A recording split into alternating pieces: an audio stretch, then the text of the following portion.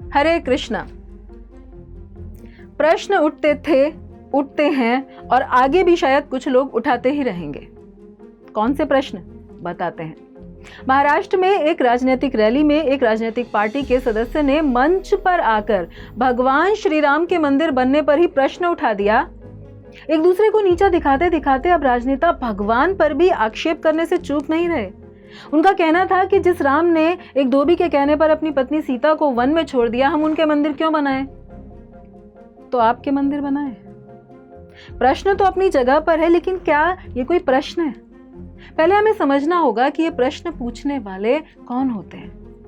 3 तरह के लोग होते हैं, श्रद्धालु, अश्रद्धालु और द्वेषी। तो पहले जो होते हैं उनमें श्रद्धा होती है, समझने की इच्छा होती है, लेकिन समझ नहीं होती, इसलिए वो एक गुरु, एक प्रॉपर सोर्स के पास जाते हैं और फिर जब उत्तर मिल जाता है तो उनकी श्रद्धा बढ़ जाती है। दूसरे जो होते हैं अश्रद्धालु, उनमें श्रद्धा नहीं होती, समझ भी नहीं होती कि ऐसा क्यों हुआ था, लेकिन समझने की इच्छा जरूर होती है। वो ओपन माइंड लेकर जाते हैं, डिस्कशन करते हैं और उत्तर मिलने पर उनकी श्रद्धा बढ़ जाती है, स्ट्रांग हो जाती है। तीसरे होते हैं राक्षस योनि के द्वेषी लोग, जो पहले भी थे, आज भी हैं और आगे तो और शायद बढ़ते ही जाएंगे। तो उनमें पहले तो श्रद्धा नहीं, दूसरे समझ नहीं कि भगवान ने ऐसा क्यों किया, और तीसरे उन्हें आप कितने ही अच्छे से अच्छे तर्क दे दो वो मानेंगे नहीं। इन लोगों के मन में जो प्रश्न होते हैं वो दूसरों को नीचा दिखाने के रूप में आते हैं। तो पहले 2 जो ऊपर वाले, उन्हें तो समझाने पर वो समझ जाते हैं, लेकिन जो ये तीसरी कैटेगरी है उनके लिए सब कुछ सेम ही रहने वाला है। लेकिन फिर भी इन तीनों के लिए लॉजिकली, शास्त्रिकली और मॉरली सीता त्याग का पूरा रहस्य आपके सामने रखेंगे, क्योंकि जो लोग भक्ति करना चाहते हैं ऐसे प्रश्नों से उनके मन में डाउट आ जाता है जो उनकी भक्ति की टांग को तोड़ देता है।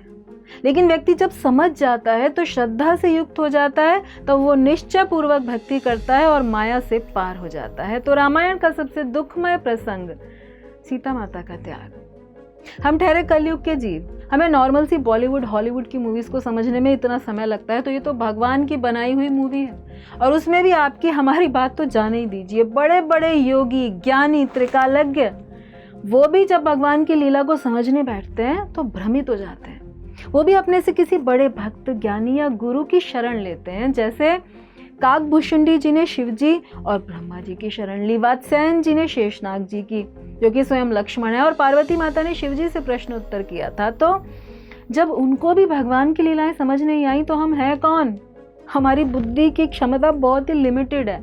हमें कुछ समझ ना आने पर हम निंदा करते हैं, कटु शब्द बोलते हैं या फिर बहिष्कार कर देते हैं। भगवान ने ऐसा क्यों किया, ये गलत किया, ये सही नहीं किया।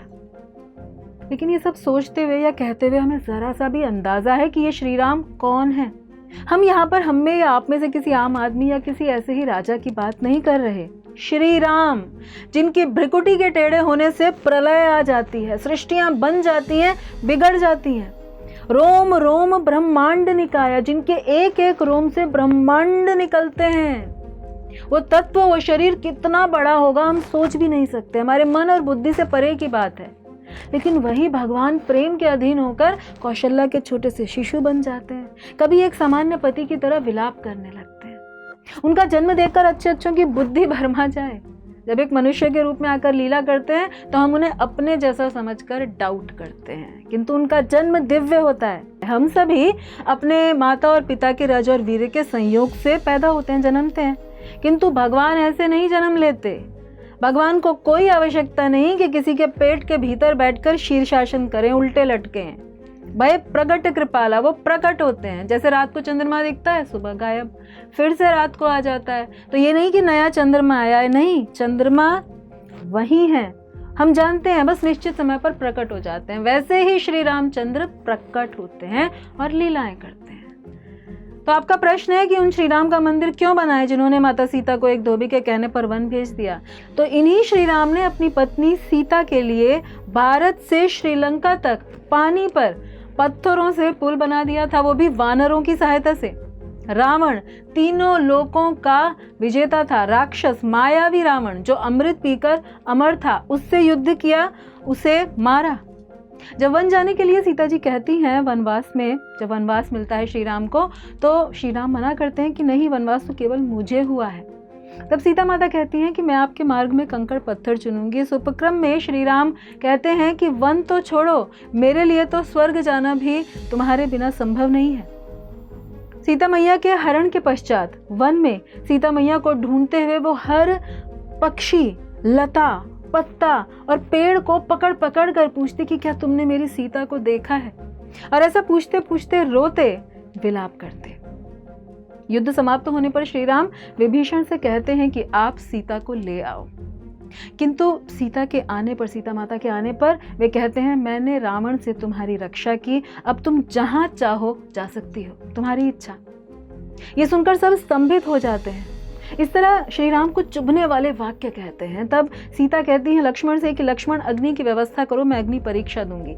राम नहीं कहते सीता माता को अग्नि परीक्षा के लिए, सीता स्वयं चुनाव करती हैं अग्नि परीक्षा का। लक्ष्मण कहते हैं श्री राम से सबकी कोई जरूरत नहीं, ये सब क्यों? किंतु राम शांत रहते हैं, कुछ नहीं कहते। सीता अग्नि में प्रवेश कर जाती हैं। कुछ समय बाद अग्निदेव सीता माता के साथ प्रकट होते हैं और राम जी के समीप जाकर कहते हैं कि कृपया इन्हें स्वीकार कीजिए, सीता पवित्र हैं। तब तो राम रोने लगते हैं। अभी तक जो मुंह फेर कर खड़े थे, अब उनके आंसू हैं कि रुक ही नहीं रहे।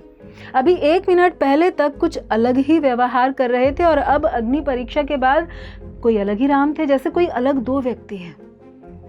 लेकिन कूर्म पुराण से इसका उत्तर हमें मिलता है, जहां पर पंचवटी में रावण के आने से पूर्व ही श्री राम सीता मैया को अग्निदेव को दे देते हैं और छाया सीता उनके स्थान पर आ जाती है।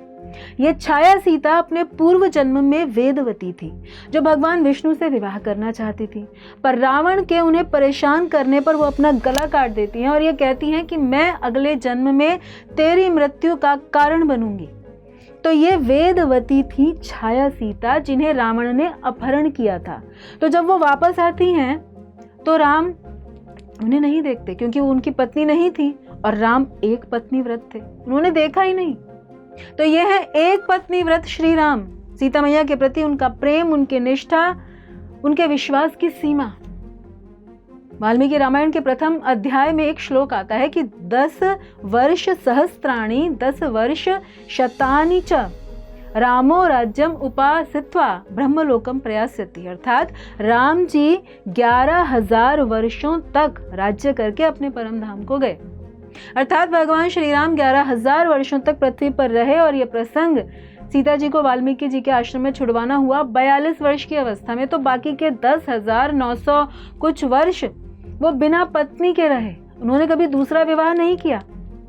तो सीता माता के प्रति श्री राम का प्रेम इतने वर्षों में कभी जरा सा भी कम नहीं हुआ, किंतु तो भी राजधर्म के लिए ऐसे प्रेम का उन्होंने त्याग किया ताकि उनकी प्रजा प्रसन्न रहे। कितना बड़ा त्याग था। और सीता माता को वन भेजने के बाद वे भी पृथ्वी पर सोते थे, महल के ऐश्वर्यों का भोग नहीं किया, वन जैसा ही जीवन जीते थे। सीता माता को वन उन्होंने किसी कटुता या नफरत के कारण नहीं, वरन सर्वोच्च राजधर्म निभाने के लिए भेजा था, जिसे सीता माता भी जानती थी, जो कि अयोध्या की महारानी थी, जिसे उन्होंने भी सहर्ष स्वीकार किया था। उनके बीच में कोई कड़वाहट नहीं थी। यदि ऐसा होता तो सीता माता लवकुश को रामायण का गान, जिसमें श्री राम की महिमा, उनकी महानता गाई जाती है, वो करने देती। लवकुश तो रामायण के सबसे बड़े प्रचारक थे और इसकी प्रेरणा उनकी माँ सीता ही थी, उनसे ही मिलती थी। अर्थात दोनों ने ही प्रजा के लिए, अपने राजधर्म के लिए अपने निजी सुख का त्याग किया।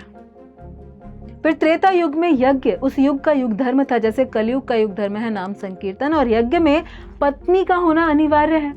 और श्री राम के साथ सीता माता तो थी नहीं, इसीलिए उन्होंने स्वर्ण की मूर्ति बनाकर, जिसमें स्वयं सीता माता का वास था, उनके साथ यज्ञ किए, जो ये दर्शाता है कि सीता माता के प्रति उनका प्रेम, उनका विश्वास किस स्तर तक था। क्योंकि जब स्वर्ण को अग्नि में तपाया जाता है तो वो और भी पवित्र हो जाता है, और सोने को अग्नि में तपाकर बनाई गई सीता मैया की मूर्ति यही दर्शाती है कि श्री राम के लिए सीता जी अत्यंत पवित्र थी। लोकापवाद के बाद भी उनकी महिमा उनके लिए जरा भी कम नहीं हुई थी। ये श्री राम का सांकेतिक उत्तर था सबको कि सीता मेरे लिए परम पवित्र है, इसलिए मेरे साथ हर यज्ञ में वही बैठेगी। यदि श्री राम का सीता माता के प्रति ऐसा प्रेम ना होता तो क्या वो ऐसा करते, दूसरा विवाह ना कर लेते? यदि रामायण थोड़ी सी भी पढ़ लेते ना आप, तो ये प्रश्न ही ना करते। खैर, जो व्यक्ति अपनी पत्नी के अपमान को अपनी छाती पर झेलता हो, आप कहते हैं कि उन भगवान श्री राम के मंदिर क्यों बनाए? उनके नहीं तो क्या आपके मंदिर बनाए? किसके मंदिर बनाए? और मंदिर क्यों बनाए जाते हैं ये भी सुनिए। मंदिर एक ऐसा स्थान है जहां से हम अपनी संस्कृति, अपनी सभ्यता से जुड़ते हैं। कैसे रहना है, क्या करना है, जीवन कैसे जीना है, क्यों जीवन मिला है, हम कौन है, जीवन का लक्ष्य क्या है, ये सब जान पाते हैं। जिस भगवान ने बिना पक्षपात किए हम सभी को हवा दी, पानी दिया, सूर्य की रोशनी दी, भोजन दिया, रिश्ते दिए, ये जीवन दिया, तो मंदिर में जाकर उनके चरणों में झुककर उन्हें प्रणाम करके हम उनके प्रति अपनी कृतज्ञता दर्शाते हैं। और वो हम सभी के माता पिता हैं। जितना उनके साथ रहेंगे, उनका कहना मानेंगे, उतना ही फलेंगे, फूलेंगे, सुखी संपन्न रहेंगे। और भगवान को हमारी कोई ज़रूरत नहीं, वो आत्माराम है, स्वयं में संतुष्ट रहते हैं। वो हमारे जैसे न जाने कितनों को, हमें क्या, सृष्टियों को, ब्रह्मांडों को ऐसे उनकी इच्छा से बन जाते हैं। उन्हें हमारी नहीं बल्कि अपने स्वार्थ के लिए हमें उनकी ज़रूरत है। इसलिए मंदिर बनाने चाहिए ताकि उनसे अपना कनेक्शन बना रहे और हम खुश और सुखी रह सकें। इसके साथ ही अनेक शास्त्रों में धोबी के कहने पर सीता माता को वन गमन के विषय में अनेक प्रमाण मिलते हैं, उसका रहस्य मिलता है। जैसे आनंद रामायण, अध्यात्म रामायण, नारद पुराण, गर्ग संहिता, जहाँ श्री राम जी सीता माता से कहते हैं, ये आनंद रामायण की बात है, कि हे सीते, गर्भ काल में तुम्हारी इच्छा वन विहार की थी, इसलिए मैं तुम्हारे गर्भ के 8वें मास में धोबी के लगाए लांछन का बहाना बनाकर तुम्हें महर्षि वाल्मीकि के आश्रम में भेज दूंगा, जहाँ तुम्हारे पिताजी राजा जनक ने पहले से ही सभी दिव्य सुखों की व्यवस्था कर दी है। फिर 5 वर्ष वहां रहकर तुम मेरे पास आ जाना, जिसके बाद लोगों के सामने शुद्धि की शपथ खा करके पृथ्वी में समाहित हो जाना और पुनः समयानुसार मुझे प्राप्त हो जाना। यानी पूरी योजना सारे परिवार वालों ने मिलकर बनाई हुई थी, वरना फिर जनक महाराज पिता होकर क्यों कुछ नहीं बोले। और वाल्मीकि जी का जो आश्रम था वो अयोध्या की सीमा में ही था, जहां उनकी सुख सुविधा का विशेष ध्यान रखा गया था। राम जी ने कहा कि हे महाराज जनक, आपको अपनी पत्नी के साथ वाल्मीकि जी के आश्रम में 5 वर्ष तक रहना चाहिए, जिसे महाराज जनक और उनकी पत्नी ने सहर्ष स्वीकार किया। और साथ ही सीता जी ने भी हंसते हुए अपने पति की इस बात का समर्थन किया। इसके अलावा नारद पुराण में एक कथा आती है, जहां 2 पक्षियों का एक जोड़ा एक बार सीता मैया के बगीचे में आता है, जब वो छोटी थी, बचपन में। ये जोड़ा वाल्मीकि ऋषि के आश्रम में रहते थे और रामायण गाते थे, जिसे सुनकर सीता सम्मोहित हो जाती है, एक पक्षी को अपने पास रख लेती है। वो गर्भवती थी, वो अपने प्रिय से विछोह सह नहीं पाती, मर जाती है और सीता मैया को श्राप देती है कि जैसे मैं गर्भावस्था में अपने पति से अलग हूँ, वैसे ही तुम भी वियोग में रहोगी। उधर जोड़े का जो दूसरा पक्षी था वो गंगा जी में डूबकर मर जाता है और वो भी श्राप दे देता है कि सीता मैया को कि हे सीते, लोगों से भरे हुए राम जी के उस नगर में मैं अगला जन्म लूंगा और मेरे वाक्यों के कारण ही तुम अत्यंत दुखदायी पति वियोग को झेलोगी। यही पक्षी अगले जन्म में धोबी के रूप में आया और उसके द्वारा की गई निंदा और श्राप के कारण ही सीता जी राम वियोग से ग्रस्त होकर वन को गई। तो ये था पिछले जन्म का हिसाब धोबी का। अब अगले जन्म का हिसाब हम देखेंगे गर्ग संहिता में। आनंद रामायण की तरह ही गर्ग संहिता में भी ये बताया गया है कि जब ये सब हो रहा था तब जनक महाराज वहीं पर थे, वो इन सबसे अवगत थे। तो ना राम जी ने ना जनक जी ने उस धोबी को कुछ भी दंड क्यों नहीं दिया? वो इसलिए कि पहला, राम जी को अपनी योजना के अनुसार सीता जी को वाल्मीकि जी के आश्रम में भेजना था और दूसरा पक्षियों का श्राप भी सफल करना था। दोनों काम गुप्त थे, साथ में हो गए। इसके अलावा पुराणों से एक कथा है जहां भृगु मुनि ने भगवान विष्णु को श्राप दिया था कि अपने एक अवतार में उन्हें अपनी पत्नी से अलग होना पड़ेगा, तो ये श्री राम के अवतार में ही हुआ। इस प्रकार अनेक स्थानों पर अनेक उदाहरण हैं इस विषय में।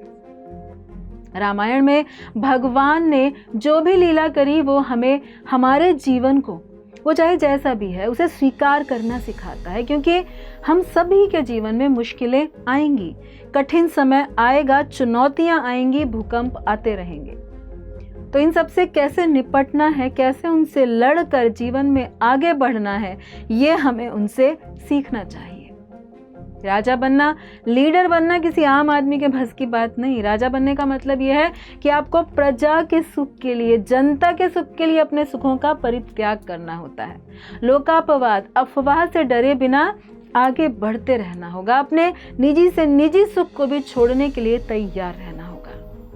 भगवान ने तो अपना हर कर्तव्य, चाहे पुत्र का हो, पति का हो या फिर राजा का, आदर्श रूप से निभाया है, जिसे हम राम राज्य के नाम से जानते हैं। इसीलिए उनके मंदिर बनते थे, बनते हैं और हमेशा बनते रहेंगे। ये कोई प्रश्न हुआ क्या आपका? मतलब कुछ भी। जरूरत हमें है देखने की, चाहे हम कोई आम आदमी है या कोई नेता, कि हम अपने किसी भी कर्तव्य को, फिर वो चाहे व्यक्तिगत हो या सामाजिक, उसे किस स्तर तक निभा पाते हैं। धन्यवाद। हरे कृष्णा। ऐसे ही और भक्तिमय कार्यक्रमों के लिए देखिए हरे कृष्णा टेलीविजन, और इसे प्राप्त करने के लिए आप अपने केबल अथवा DTH ऑपरेटर से संपर्क करें तथा और अधिक जानकारी के लिए आज ही डायल करें 7666 839 839।